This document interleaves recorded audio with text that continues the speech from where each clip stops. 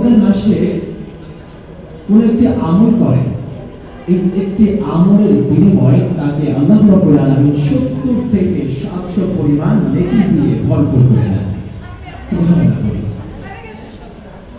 হাদিস শরীফে রাসূল কারীম সাল্লাল্লাহু আলাইহি ওয়াসাল্লাম বলেছেন, মান সামা রমাদান ঈমানান ওয়া ইহতিসাবান গুফিরা লাহু মা তাকাদ্দামা মিন যামবি। যে ব্যক্তি রমজান মাসে বিশ্বাসের সাথে অর্থাৎ ঈমানের সাথে এবং আল্লাহ রাব্বুল আলামিনের কাছ থেকে প্রতিদান পাওয়ার আশায় সওয়াবের নিয়তে রমজান মাসে রোজা রাখে, গুফিরা লাহু মা তাকাদ্দামা মিন যামবি, আল্লাহ রাব্বুল আলামিন তার পেছনের সমস্ত গুনাহগুলোকে মাফ করে দেন। ওয়া মান কামা রমাদান ঈমানান ওয়া ইহতিসাবান গুফিরা লাহু মা তাকাদ্দামা মিন যামবি।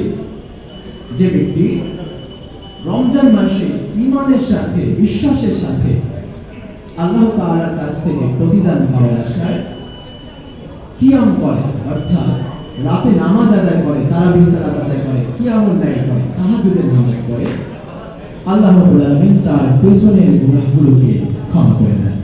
সুবহানাল্লাহ।